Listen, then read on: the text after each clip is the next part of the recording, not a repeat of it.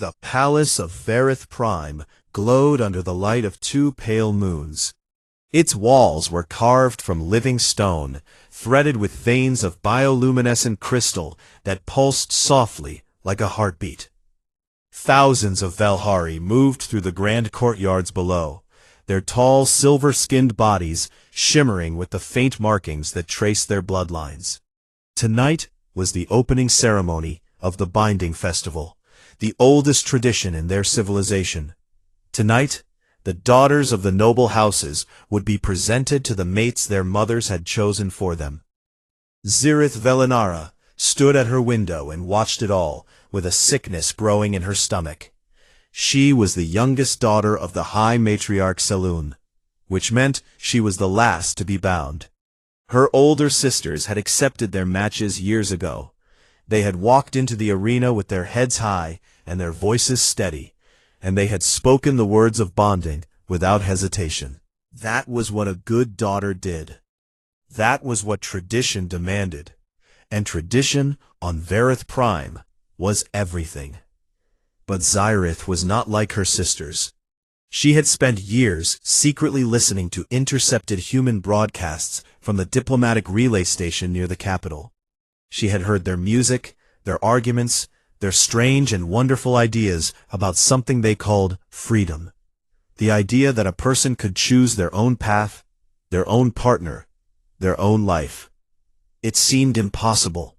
It seemed beautiful, and the more she listened, the more the chains of her own world became unbearable. A knock came at her door. A servant entered and informed her that the matriarch wished to see her before the ceremony. Zyrith smoothed her gown and went. Selûne was waiting in the great hall, standing beside the ceremonial platform where the bindings would take place. She was tall, even by Velhari standards, and her bioluminescent markings burned brighter than anyone else in the room. She was power made flesh, and she had never once questioned whether that power came at a cost. "You will stand with grace tonight," Selûne said without looking at her daughter. "You will not fidget, you will not look at the floor, and you will smile when the name of your intended is spoken." Zyrith swallowed. "Who is it?" "Draven Soreth." The name landed like a blow. Draven Soreth was the warlord of the Soreth house, a man known across 3 provinces for his brutality. He had taken 2 mates before. Both had vanished. No one asked where they went. No one dared. "Mother," Zyrith began. "This is not a discussion," Selûne said. "The Soreth alliance will end a feud that has cost us thousands of lives. You will do your duty." She returned to her chambers and sat in the dark and tried to breathe. On the far edge of the capital, past the glittering towers and the winding market streets, there was a small compound surrounded by a simple metal fence. It was the human diplomatic outpost, home to a handful of people who had been sent to Varith Prime to negotiate a trade agreement. The Velhari tolerated them the way one might tolerate a small insect that had wandered into the house. They were not respected. They were barely noticed. Lena Bright noticed everything.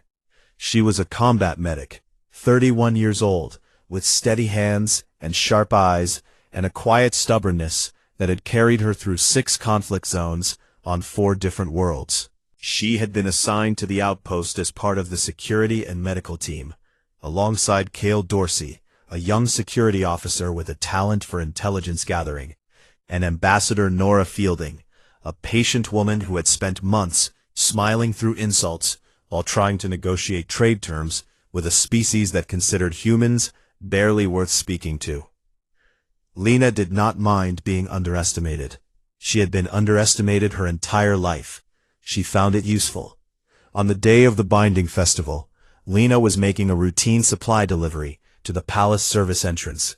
She was carrying a crate of medical samples that the Velhari had reluctantly agreed to let the humans study. She was walking through a side corridor when she heard voices ahead. One was calm and measured. The other was loud and cruel. She turned the corner and saw them. A Velhari male, massive and scarred, had his hand wrapped around the arm of a young Velhari female. He was squeezing hard enough to leave marks on her silver skin. The female was trying to pull away, but he held her firm.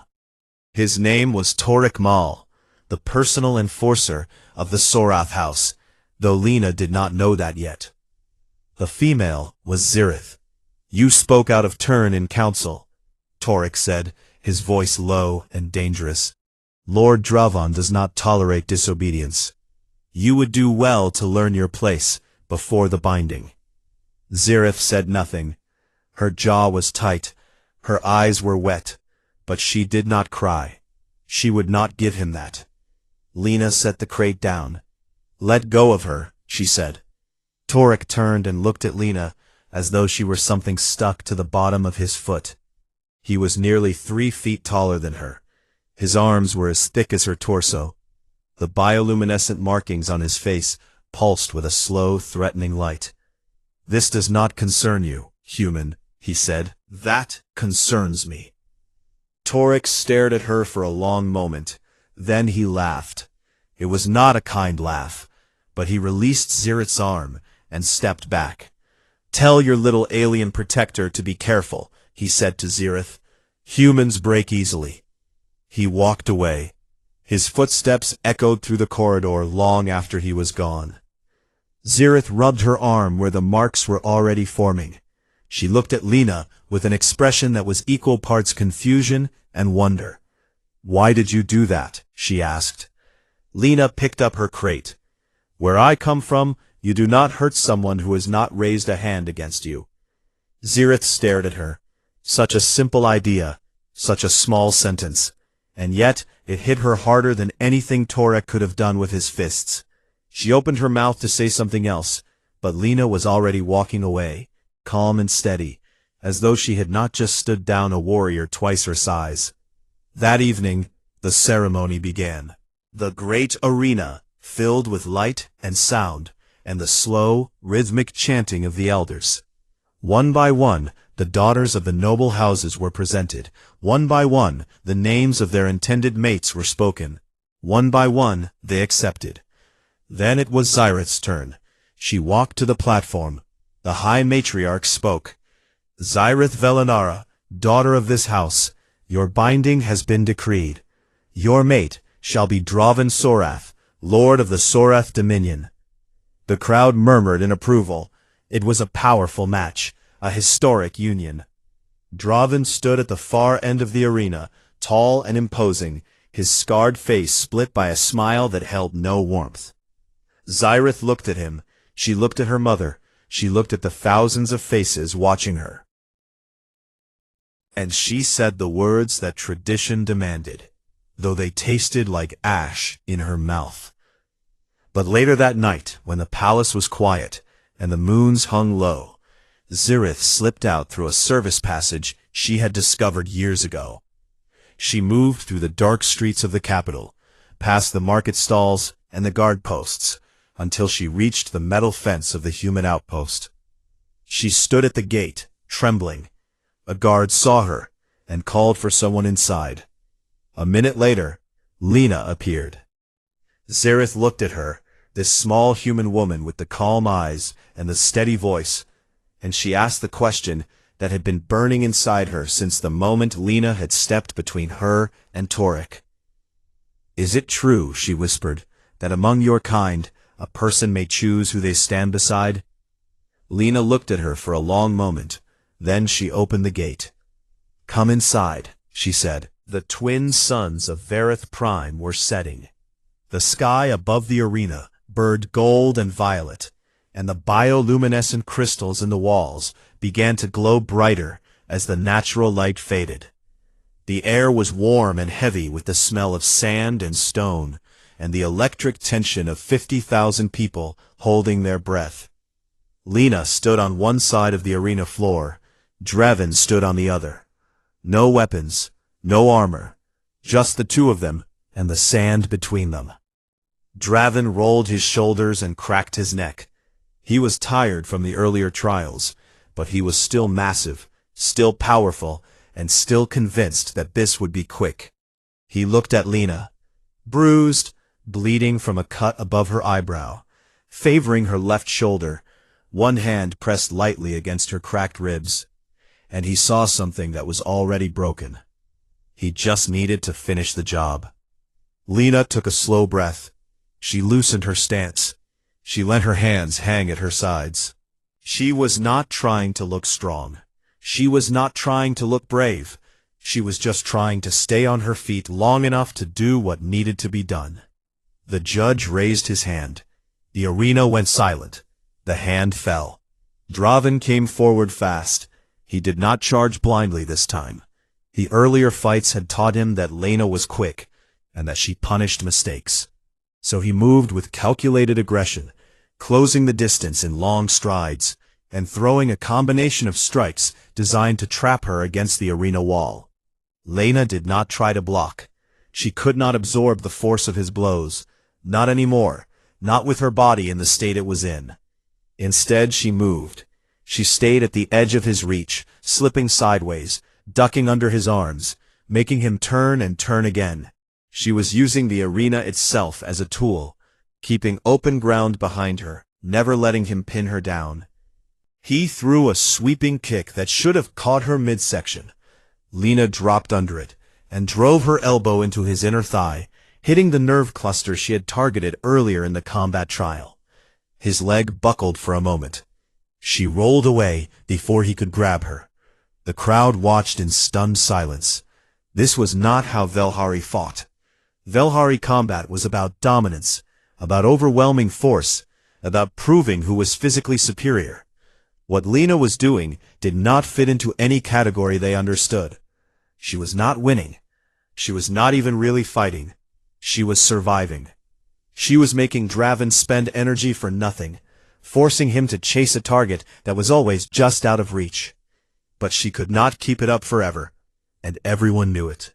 Draven caught her with a straight punch to the ribs, the cracked ones. Lena felt something shift inside her chest, and the pain was so sharp and so immediate that her vision went white. She went down hard, hitting the sand on her hands and knees. The crowd roared. Draven stood over her, breathing hard, his scarred face twisted in triumph. "Yield," he said. Lena coughed. Blood spotted the sand between her hands. Her arms were shaking.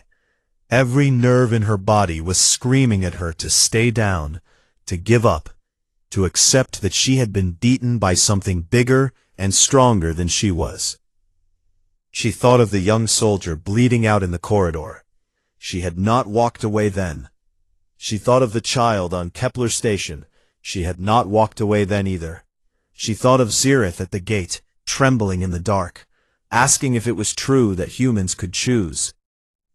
"I have seen worse," Lena said through bloody teeth.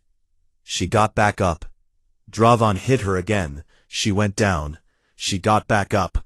He hit her again. She went down. She got back up. Each time she rose a little slower. Each time there was a little more blood, and each time the crowd grew a little quieter.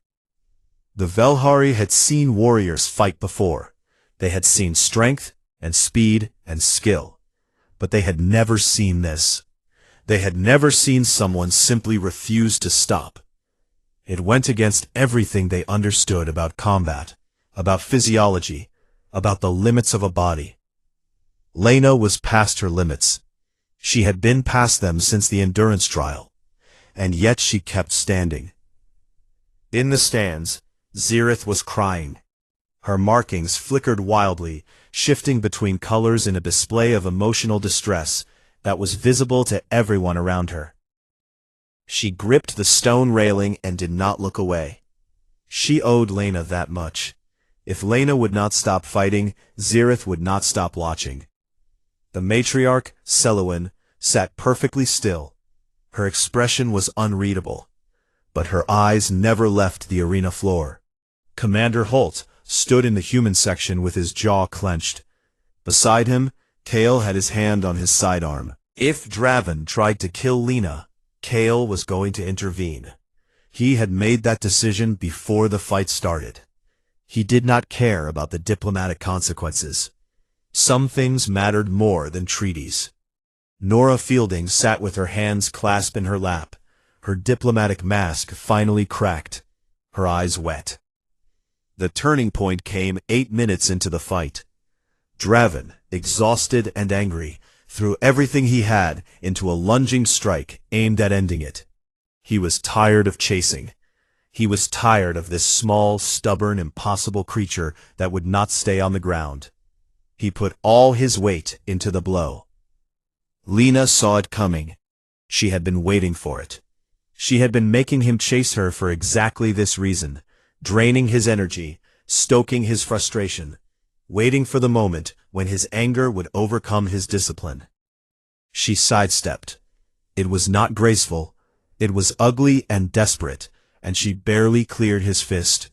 And, as his momentum carried him forward, off balance, she hooked her foot behind his ankle and drove her shoulder into the back of his knee. Draven went down. He hit the sand face first, and before he could push himself up, Lena was on him.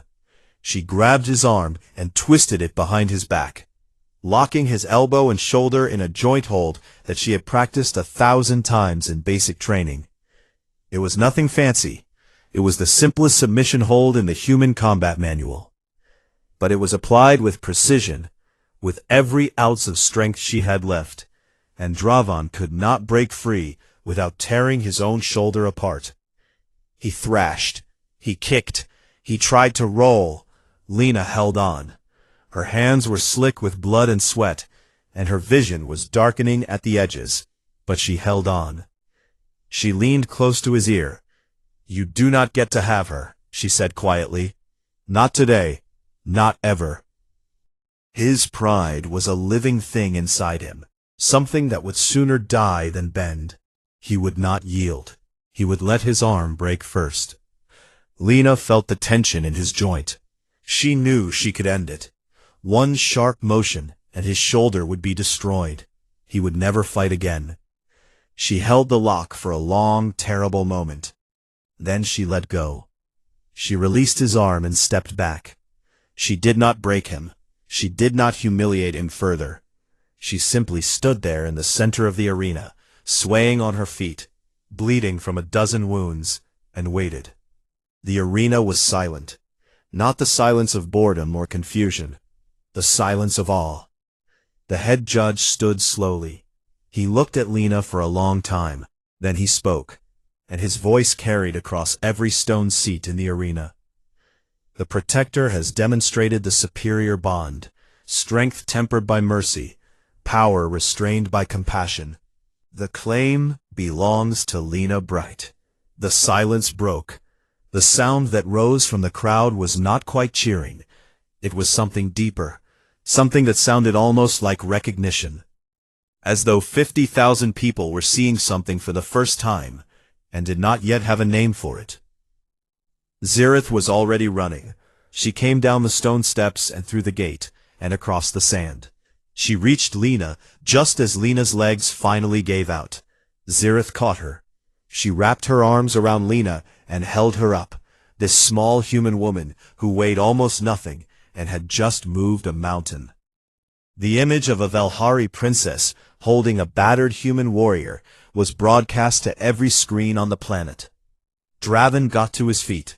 He looked at Lena and Zirith for a long moment, with an expression no one could quite read. Then he turned and walked out of the arena without a word.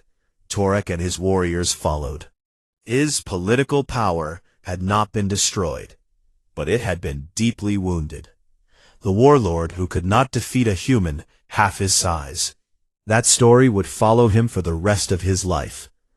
The matriarch descended from her seat and crossed the arena floor. The crowd parted for her in silence. She stopped in front of Lena and Zirith, and looked at them with eyes that had ruled a world for 40 years. She looked at Lena. "Why did you not break his arm?" she asked. "You had the right. You had the power. Why did you stop?" Lena, barely conscious, her head resting against Zirith's shoulder, opened her eyes and answered. "Because protecting someone is not about destroying their enemies. It is about making sure they are safe." Saloon was quiet for a long time. The entire arena waited. Then she turned to the Council of Elders and spoke in a voice that carried the weight of 1,000 years of tradition and the first faint tremor of change. "The binding law will be reviewed," she said. It was not an abolition. It was not a revolution. It was a single crack in a wall that had stood for a millennium. But everyone who heard it knew that the wall would never be quite the same again. In the weeks that followed, the world shifted slowly. The trade agreement between humans and the Velhari was not only restored, but expanded. Nora Fielding negotiated new terms that included cultural exchange programs, educational partnerships, and a formal human advisory presence on Vareth Prime. Kale was offered a permanent position as security liaison between the two species, a role that had never existed before. Zirith chose to remain at her mother's side, but not as the obedient daughter she had been. She became an advocate for reform, working with Nora to introduce the concept of personal choice into Velhari governance. It would take years, maybe decades, but the conversation had started, and it could not be unstarted. Lena spent 2 weeks in the human medical bay, recovering from 3 cracked ribs, a dislocated shoulder, a concussion, deep tissue bruising across most of her body, and what the medical officer described as the most stubborn patient he had ever treated.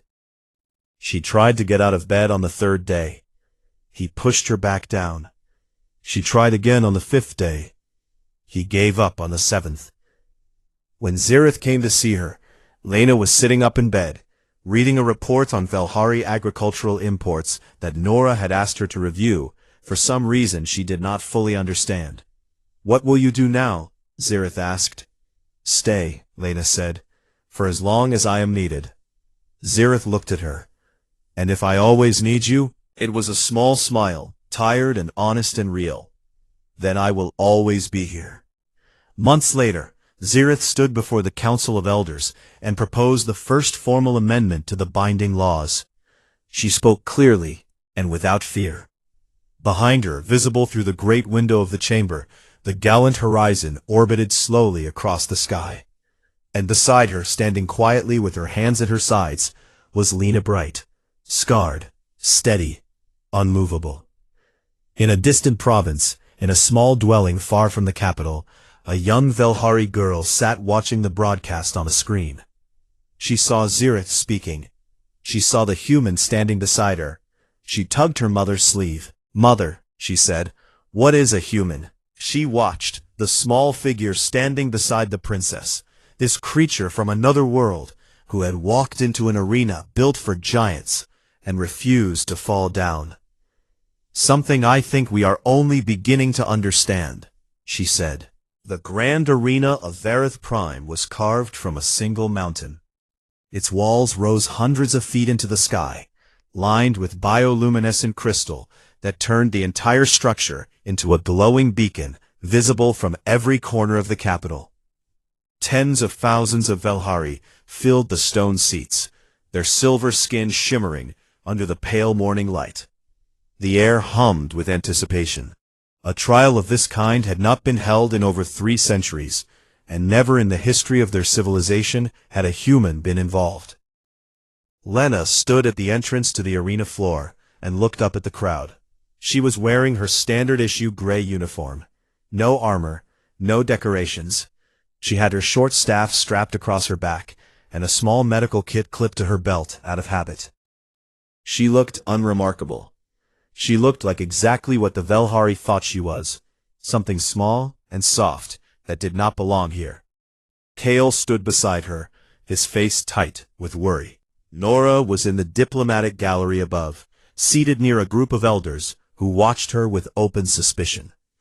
Commander Holt had come down from the gallant horizon personally.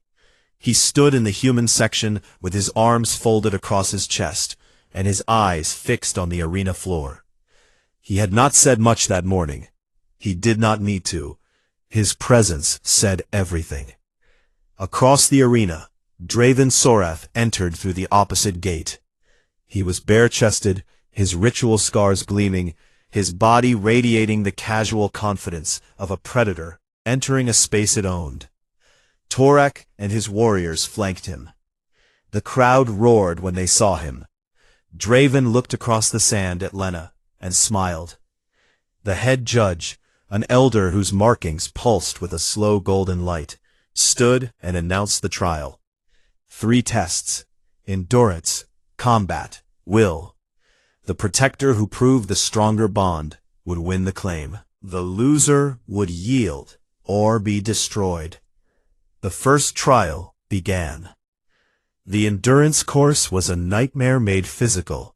It stretched across the arena floor and up the walls. Sheer stone faces to climb, pools of near-freezing water to cross, narrow beams suspended over deep chasms, walls of jagged crystal that had to be navigated without rope or tools. It was designed for Velhari bodies, which were built for climbing, resistant to cold, and capable of leaping distances no human could match. Draven went first. He attacked the course with raw power, pulling himself up stone walls with his clawed hands, leaping across gaps without hesitation, and wading through the freezing pools as though they were warm baths. He completed the course in just under 8 minutes. The crowd cheered. It was an impressive time. Then it was Lena's turn.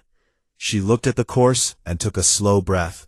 She could not climb the way Draven climbed. She could not leap the way he leaped. She could not ignore the cold the way he did.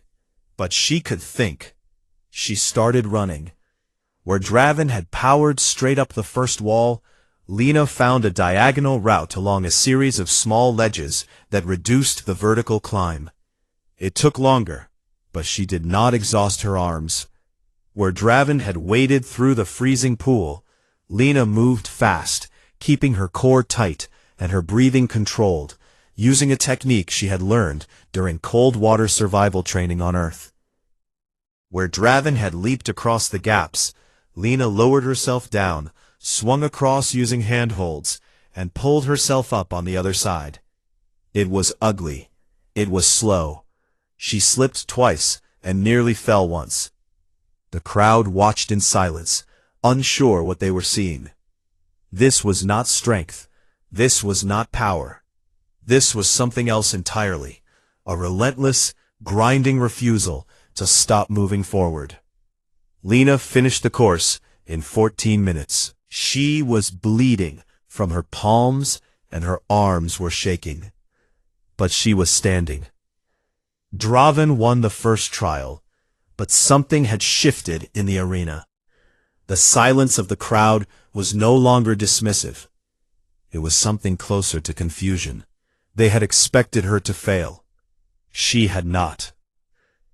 The second trial was combat. Traditional weapons, ceremonial rules, first to score significant strikes, wins. Draven chose a heavy curved blade, a traditional Velhari weapon that could split stone. Lena chose her short staff. The crowd murmured. The staff was considered a defensive weapon, something used by those who could not fight properly. The judge gave the signal, and Draven charged. He was fast for his size. The blade came down in a sweeping arc that would have split Lena in half if it had connected. She was not there. She moved sideways, letting the blade pass, and struck Draven's lead knee with the end of her staff. It was a sharp, precise blow that made him stumble. He recovered and swung again. Lena ducked, rolled, and struck his elbow. He snarled and brought the blade down in a vertical chop.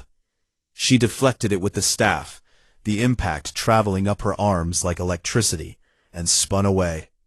The fight continued. Draven had strength and reach. He landed several heavy blows. A strike to her shoulder that nearly dislocated it. A kick that sent her sliding across the sand. A backhand that split her lip.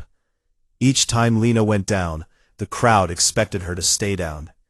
Each time, she got back up. She fought the way humans fight when they are outmatched. She was dirty. She was adaptive. She targeted his joints, his balance, his eyes. She baited him into overextending and punished every mistake. She could not match his power, so she made his power work against him. Every time he swung too hard, she was already moving, already striking, already gone. The crowd began to lean forward. This was not what they expected. The human was bleeding. She was clearly in pain, but she was also drawing blood from Draven. A cut above his eye, a bruise on his ribs, a deep strike to his thigh that made him limp for 3 steps before he forced himself straight. No trial opponent had bloodied Draven in over 5 years. When the judge called the end of the second trial, Draven had won on points. He had landed more significant strikes, but the victory fell hollow. He stood in the center of the arena, breathing hard, and stared at Lena with something that was no longer amusement. It was uncertainty. The third trial was the test of will. The echo. The chamber beneath the arena was dark and cold. It was a natural cave, lined with crystals that generated a low psychic resonance field. The Velhari had used it for generations to test the mental strength of warriors and protectors. The echo amplified fear, doubt, grief, and pain. It found the deepest wounds in a person's mind and tore them open. Draven went first. He entered the chamber with his usual confidence and emerged 9 minutes later with his hands clenched and his jaw tight. 9 minutes was a strong performance. The crowd approved. Then Lena walked into the darkness. The echo hit her immediately. It was not a physical force. It was worse. It was memory. She saw the faces of patients she had lost, the young soldier on her first deployment, whose hand she had held as he bled out in a corridor. The child on Kepler Station, whose burns were too severe, whose eyes had looked up at her, as though she could fix anything. The friend she had lost on a transport that was hit by debris, whose last message she still carried on her personal device. The echo whispered to her. It told her she was not strong enough. It told her she was too small, too fragile, too human. It told her that she could not protect Xerath any more than she had protected the others. It told her that she would fail again, the way she always failed, because that was what humans did. They tried, and they lost, and they broke. Lena sat in the darkness and let it come. She did not fight the visions. She did not try to block them out or burn through them with rage. She accepted them. She had always carried these memories. They were part of her.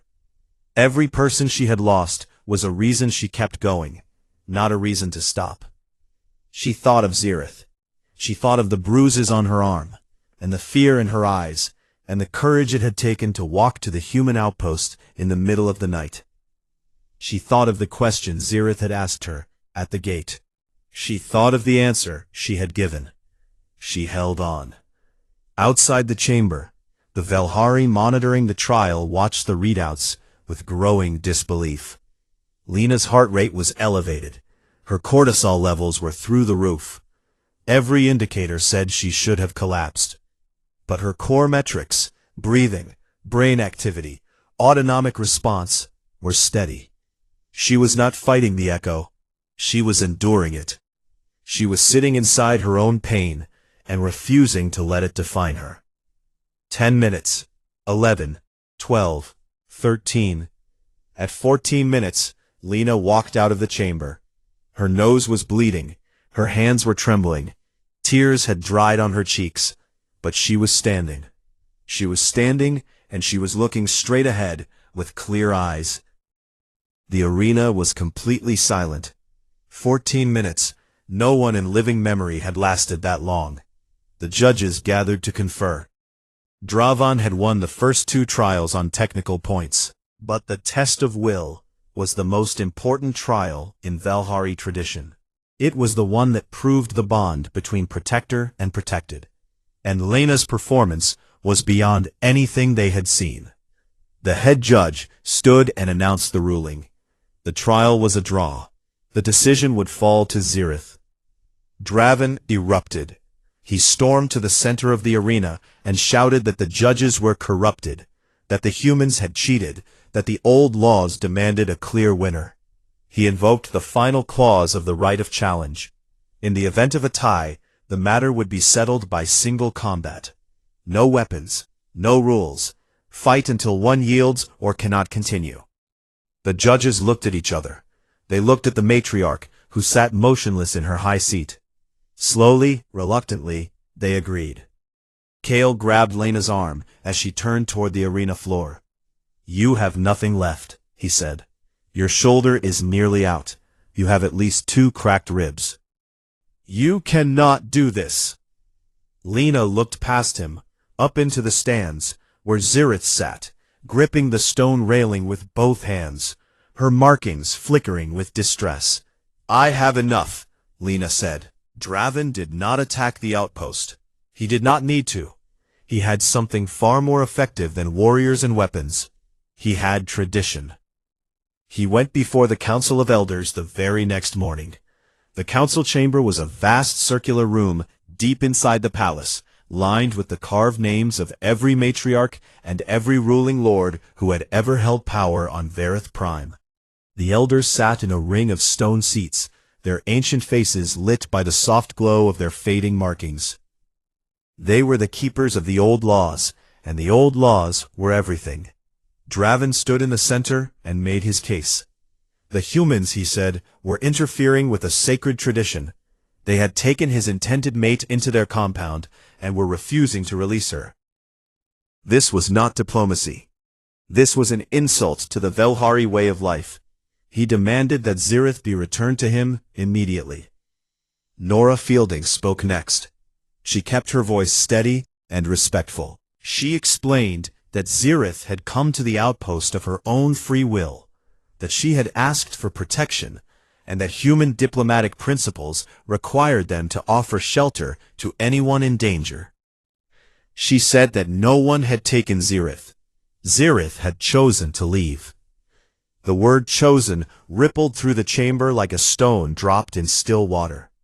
To the Velhari, choice in the matter of binding was an alien concept. Daughters did not choose. Mothers decided. The council decreed. That was how it had always been. The matriarch, Saloon, sat in the highest seat.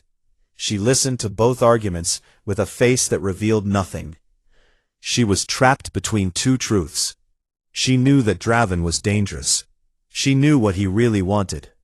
But she also knew that breaking the arrangement would weaken her house and invite chaos. The political cost was too high. She had built her rule on the foundation of tradition, and she could not afford to let that foundation crack. She sided with Draven. The council ruled that Zirith had 10 days to choose a mate, or she would be formally exiled and stripped of her house name. She would lose everything, her title, her family, her place in Velhari society. She would become nothing. But then one of the eldest members of the council, a frail figure whose markings had faded almost to white, raised a trembling hand and spoke of an ancient law that had not been invoked in over 300 years. The right of challenge.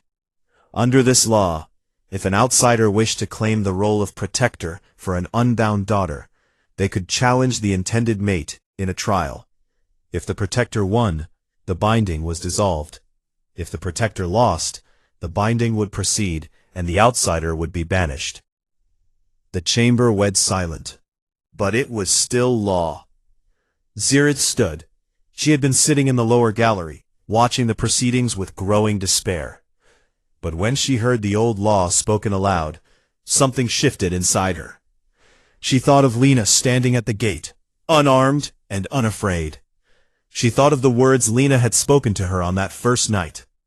She thought of everything she had seen at the outpost, the laughter, the kindness, the simple belief that every person had the right to stand beside whoever they chose. She walked to the center of the chamber. Every eye turned to her. "I invoke the right of challenge," she said. Her voice was steady. "I name Lena Bright, human combat medic, as my protector." The chamber erupted. Elders shouted. Warriors pounded the stone floor. Draven's face twisted into something between rage and amusement. A human. She had chosen a human. Draven stepped forward and looked down at Zirith. I will enjoy this. Saloon said nothing. She stared at her daughter as though seeing a stranger. When Zirith returned to the outpost and told Lena what she had done, Lena sat down heavily on the edge of her bunk and pressed her hands against her face. You did what? She said. Zirith explained the trial. 3 challenges: endurance, combat, will. Each designed to test the fitness of a protector. Each designed for Velhari physiology, for bodies that were taller, stronger, faster, and more durable than any human. Kale leaned against the doorway and shook his head. This is not a fair fight, Lena. He has been bred for this. You have not. I know, Lena said. He has killed 14 opponents in trial combat, Kale added. I heard. And you are still going to do it? Lena looked up at him. She asked for help, Kale. She stood up in a room full of people who have controlled her entire life, and she chose me. What am I supposed to do? Say no? Kale held her gaze for a moment, then sighed. Fine. Then we prepare. They had 7 days. Lena trained every morning before sunrise. She ran the perimeter of the outpost until her lungs burned. She sparred with Kale, who was bigger and stronger than her, and did not hold back because she asked him not to. She practiced with the short staff she had chosen as her weapon, spinning it until the movements became part of her breathing. Zirith helped. She described the trials in detail, drawing diagrams of the obstacle course for the endurance test, explaining the rules of trial combat, and warning Lena about the 3rd test, the test of will, which took place in a dark chamber beneath the arena. She called it the Echo. It is a psychic resonance field, Zirith said. It reaches into your mind and finds what you fear most. It amplifies your doubt, your grief, your pain. Most warriors rely on anger to survive it. The strongest last about 10 minutes. Nod. Lena nodded slowly. What happens if you fail? You collapse. Some never fully recover.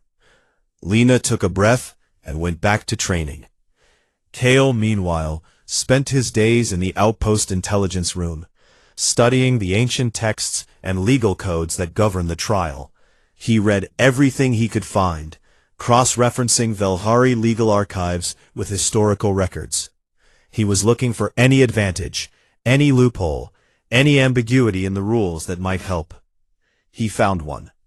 In the test of will, the rules stated that the protector must stand for the one they protect. It did not specify that the protector must fight the Echo, only that they must stand. This seemed like a small distinction, but Kale filed it away. In his experience, small distinctions won battles. Nora worked the diplomatic channels. She contacted Commander Holt and briefed him on everything. He did not like the situation, but he respected Lena's judgment. He told Nora to keep him informed, and quietly moved additional personnel to standby positions aboard the Gallant Horizon. If things went wrong, he wanted to be ready for a fast extraction. Draven spent the week doing nothing. He trained casually, attended feasts, and made a show of relaxing. He wanted the humans to see how little he cared. He wanted Lena to understand that she was not a real opponent. She was an amusement. But Torek, his enforcer, was less calm. He came to the outpost twice during the week to deliver warnings. The first time, he told Lena that Draven would break every bone in her body. Lena thanked him for the information and went back to her exercises. The second time, he told her that when Draven was finished with her, the humans would be thrown off the planet. Lena looked up at him from where she was stretching and said, I have treated wounded soldiers from 6 different war zones on 4 different worlds. I held a man's insides together with my bare hands while enemy fire hit the wall above my head. You are going to have to try harder than words to scare me.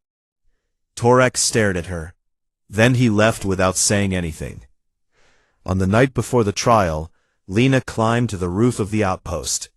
The air was cool, and the sky was filled with unfamiliar stars.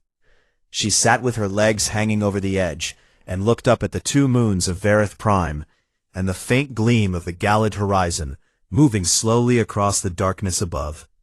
She heard footsteps behind her. Zirith sat down beside her, folding her long legs carefully.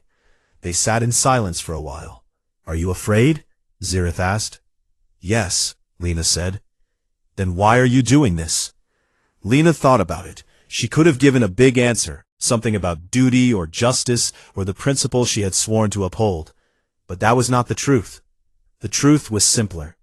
"Because you asked," she said, "and because fear has never stopped me from doing what is right." Zirith looked at her. The soft glow of her markings illuminated the space between them. She reached out and took Lena's hand. "Then I chose well," she said quietly. They sat together on the roof until the moon set, and the first light of the Velhari dawn began to spread across the horizon. Somewhere in the city below, the arena was being prepared. Tomorrow, everything would change. Lena brought Zirith into the common room of the outpost and sat her down at a plain metal table. She poured a glass of water and set it in front of her. Zirith held the glass, but did not drink. Her hands were shaking. Cale Dorsey appeared in the doorway, still half asleep, his hand resting out of habit near the sidearm on his belt. He looked at Zirith, then at Lena, and raised an eyebrow. "She needs help," Lena said simply. That was enough for Cale. He pulled out a chair and sat down. Zirith told them everything. She told them about the binding tradition, how every daughter of a noble house was given to a mate chosen by her mother and the council. She told them about Draven Soreth, his reputation, his cruelty, and the 2 mates he had taken before her, who had disappeared without explanation. She told them how refusal meant exile or death. She told them that she had no one to turn to, no one who would listen, no one who would help. And then she showed them her arm, where Torex's fingers had left dark bruises on her silver skin. Lena looked at those marks for a long time. Her face did not change, but something behind her eyes went very still and very cold. It was the look she wore when a patient came in with injuries that were not accidents. She had seen it too many times before. "You are safe here," Lena told her. "No one is going to hurt you tonight." Ambassador Nora Fielding arrived a few minutes later, wrapped in a robe, her diplomatic composure slightly cracked by the hour. When she saw Zirith sitting at the table, she understood immediately the kind of trouble this could bring. Harboring a member of the ruling family could destroy months of negotiation. The trade agreement, the cultural exchange, all of it could collapse. She had a daughter back on Earth who was about Zirith's age. She looked at the bruises and the fear in Zirith's eyes, and she made her decision. "She stays," Nora said.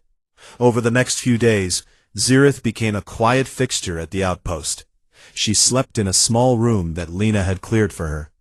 She ate human food for the first time, and found it strange, but not unpleasant. She watched the humans go about their daily lives with endless fascination. What struck her most was the way they treated each other. There was no bowing. There was no elaborate system of titles and ranks performed through body language and bioluminescent displays. Lena spoke to Cale the same way she spoke to Nora, and Nora spoke to the maintenance staff the same way she spoke to Commander Holt when he called from the ship in orbit. There was respect, but it was not demanded. It was earned and given freely. Lena taught Zirith basic self-defense during quiet afternoons behind the outpost. Nothing fancy. How to break a grip, how to use an attacker's weight against them, how to fall without getting hurt. Zirith was awkward at first, her long limbs tangling, but she learned quickly. More than the techniques, she loved the philosophy behind them. You do not have to be the strongest person in the room, Lena told her. You just have to be the one who does not give up. Meanwhile, Kale was doing what Kale did best. He dug into every piece of information he could find about Dravan Sorath and the Sorath house. He accessed human intelligence files, intercepted communications, and quietly spoke with Velhari merchants who traded near the outpost. What he found made his stomach turn. Dravan was not just a warlord seeking a political alliance. He wanted Zirith specifically because of her bloodline. The Velinara family carried the strongest bioluminescent markers of any house on Verith Prime, a genetic trait that the Velhari associated with the divine right to rule. If Dravan mated with Zirith, his heirs would carry those markers. They would have a legitimate claim to the supreme throne. The binding was not a marriage.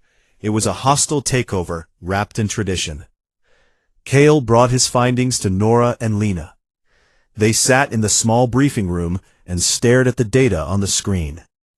He is not interested in her, Kale said. He is interested in what her children would represent. She is nothing to him but a means to power. Lena's jaw tightened. She said nothing, but her silence was louder than words. On the 5th day, the matriarch found out. Selûne sent a formal summons to the outpost. Nora went alone, dressed in her best diplomatic attire, and stood before the High Matriarch in the throne room of the palace. She stood at full height, her markings blazing with cold light, and delivered her ultimatum. "Return my daughter within 2 days," she said, "or the trade agreement is void. Your people will be expelled from Verith Prime, and I will consider your presence here an act of hostility." Nora kept her composure. She explained that Zirith had come to them willingly, that she was afraid, and that human diplomatic principles required them to offer shelter to anyone who asked for help. Selûne dismissed this with a wave of her hand. "Your principles are not our laws," she said, "and my daughter's feelings are not relevant to the survival of this house." When Nora returned to the outpost and reported the conversation, Lena went quiet. She walked to the roof and stood there alone for a long time, looking out at the alien city. That same evening, Selûne summoned Zirith to the palace privately. Zirith went, accompanied by Lena, as far as the palace gate. Inside, Selûne was waiting in her private chambers. "You are embarrassing this house," Selûne said. "You are embarrassing me, running to aliens like a frightened child." "I am frightened," Zirith said. "Dravan is dangerous. You know what happened to his other mates." "Rumors," Selûne said. "Nothing proven." "Nothing investigated," Zirith shot back. Selûne's hand moved fast. The slap echoed through the chamber.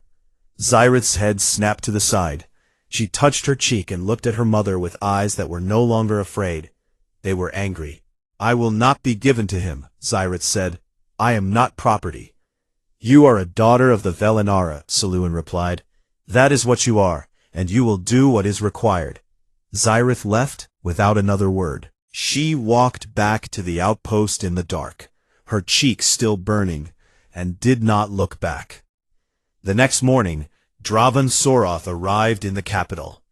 He came with a retinue of 40 warriors, all armed, all bearing the crimson markings of the Sorath house. He was enormous, even by Velhari standards, broad-shouldered, and covered in ritual scars that he wore like medals. His eyes were dark and flat, the eyes of a man who had long ago stopped seeing other beings as anything more than tools or obstacles. He demanded to see Zirith. When he was told she was at the human outpost, his expression did not change, but the air around him seemed to grow colder. He turned to Torek and gave a single, quiet command. That afternoon, Dravan walked to the human outpost with 12 warriors at his back. He stopped at the gate and called out in a voice that carried across the compound. "I am Dravan Sorath. My mate is inside your walls. Send her out." Kale reached for his weapon. Nora put a hand on his arm and shook her head. This had to be handled carefully. Lena walked out through the gate, alone. She was a full 2 feet shorter than Dravan. She had no weapon. She was wearing a plain gray uniform, with a medical patch on the shoulder. She looked like nothing. She looked like no one. She looked Draven in the eye and spoke clearly enough for everyone to hear. "She is under our protection. You will not touch her." Draven tilted his head and studied her, the way a predator studies something it has not yet decided whether to eat. Behind him, Torek laughed. Several of the warriors exchanged amused glances. But Draven did not laugh. There was something in the human's eyes that he recognized. He had seen it before, in the eyes of warriors who were about to die, but had decided it did not matter. It was not bravery exactly. It was something colder and more stubborn than bravery. It was the look of someone who had already made their choice and could not be moved from it. He stared at her for a long time. The wind moved between them. The twin suns of Verith Prime hung low on the horizon, casting everything in amber light.